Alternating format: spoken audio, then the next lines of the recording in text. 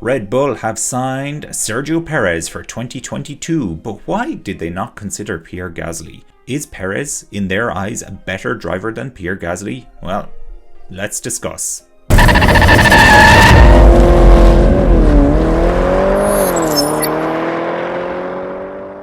Hi everyone, welcome back to the channel. So, the big news from before the Belgian Grand Prix was that Sergio Perez has signed for Red Bull for 2022. So this ends the speculation around potentially seeing Pierre Gasly return to Red Bull in 2022, although the door is still open for him to return in 2023 in my opinion, but that's a little bit away at the moment. So Perez has been slowly but surely getting up to speed with the Red Bull car this season. It's been, I guess, a somewhat bumpy or rocky situation for him in getting up to speed with the car. He's still not as close to Verstappen as he would like to be, I guess. I don't think anybody is ever going to beat Verstappen in the Red Bull, but you know, stranger things have happened. Perez has had some good qualifying results so far this season. That is one thing we can certainly say about him. And of course, let's not forget he did win one race, which is something some former teammates weren't able to do. Pierre Gasly certainly in his time with Red Bull wasn't able to do that. Daniel Kvyat also was not able to manage a win, and Albon couldn't manage a win.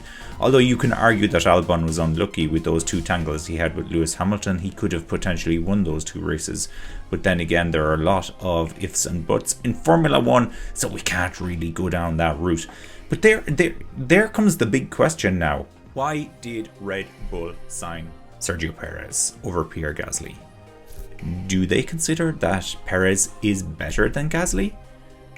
Perhaps. Do we think that Perez is better than Gasly? Me personally, I don't think so. Let me know in the comments what you think. But I would say no. But consistency and continuity is something that is very important here within the team. We have seen drivers struggle to get to grips with the Red Bull, as I've said many times now. We've seen them struggle to get to grips with racing with Max Verstappen, and in some cases coming even within 1 second of Max Verstappen. That seems to be immensely challenging. There is certainly an argument to be made that if you give one of these drivers enough time, they'll get there, or at least they'll get much better. And I think really that is the route Red Bull are going with. The other thing we should point out here, just because Red Bull sign up somebody for next season doesn't mean they're staying there for the entire season. We've seen this many times with Red Bull. When the going gets tough, number 2 driver gets going, or gets pushed more like, and that's just the way it goes. So as I was saying, continuity is important here. We have the new regulations coming into play in 2022. So Perez having one season behind him, getting up to speed with the Red Bull, and of course the background work or the behind the scenes work that we don't see in getting a car ready for the 2022 regulations as well. So there could certainly be something there.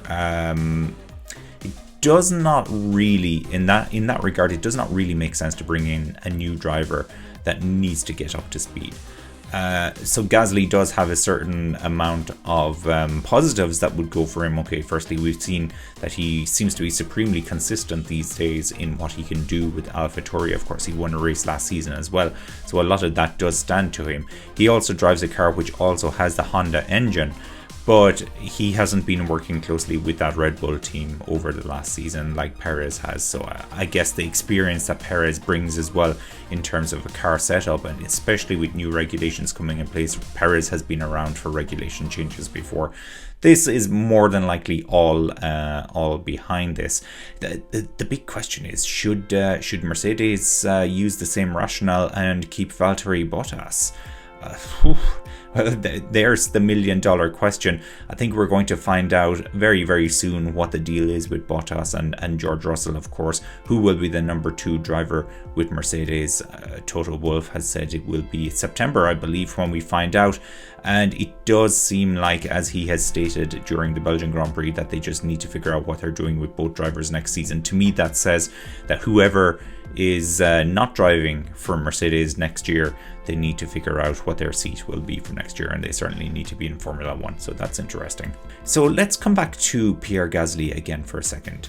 Why would you bring in Pierre Gasly? As I said, he has the Honda experience, he has that race winning experience, and he has had strong and consistent weekends within AlphaTauri. He's pretty dependable at the moment, in particular within qualifying. Some of the race days haven't worked out so well for him this season. A lot of that has to do with the drivers that were around him, not necessarily down to his own fault. And when you get sucked into battles like that further down the field, that's just what happens. It happens at the front as well, as we've seen at the British Grand Prix, so nobody is immune to this. And yeah, I don't even want to mention what happened at the start of the Hungarian Grand Prix, because that was a little bit insane. Why was Gasly not considered for this role? Well, that's the big question. We don't really know what has gone on between Gasly and Red Bull. So obviously we saw his first stint with Red Bull didn't go exactly to plan. He wasn't performing to the level he needed to perform to. Was there a reason he wasn't performing to that level, or did he simply just struggle with the car?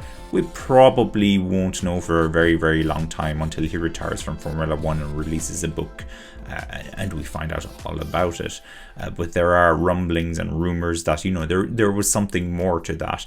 And he could also explain the reason why Red Bull haven't considered bringing him back, despite the fact his results more than 100% qualify him for that Red Bull seat. In the past, when Sebastian Vettel won in the Toro Rosso, you know, it was given he was coming to Red Bull, and they always kind of stipulated that, well, if you won the race in the AlphaTauri, which is, by the way, not possible on any given day, on a normal given day, you would get the Red Bull drive. Yet Pierre Gasly won last season in the AlphaTauri, which was arguably nowhere near as good as the Toro Rosso that Sebastian Vettel drove all those years ago, and he hasn't been brought up to the Red Bull team.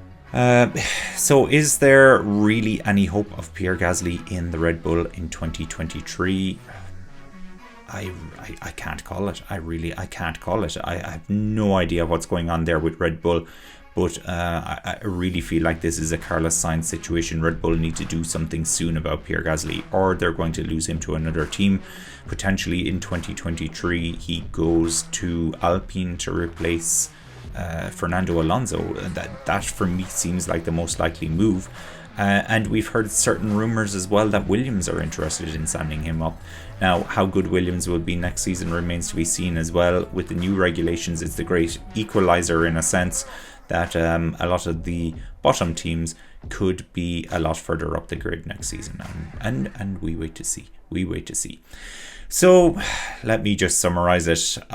This talking point for the time being, Perez, it's official. He's been signed up now by Red Bull for 2022. And there's not much more we can say about that, other than the timing was very, very good for Perez. The fact that he got signed up before the Belgian Grand Prix and before he crashed out on a practice lap. Excellent timing, Sergio. Excellent timing. But those were strange circumstances. Those were very strange circumstances. And we've seen that Max Verstappen is also not immune to pulling off the same mistake as he did so last season. So it would be pretty hypocritical of Red Bull to hold that against Perez. So that's where we are. Let me know in the comments what you think. Are you all in favor? Are you happy that Perez is signed up for 2022? I'm relatively okay with this. I like Perez as a driver. I think he drives to a fairly high level. He's better than Bottas in my opinion. It's just an opinion. Please don't shoot me. He's better than Bottas in my opinion. But he's nowhere near the level of Max Verstappen or Lewis Hamilton. And he's probably not near the level of Pierre Gasly either. Please don't forget to hit the like button, subscribe to the channel as well, we really appreciate your support, and hit the bell as well to be notified of new videos. We'll speak to you soon.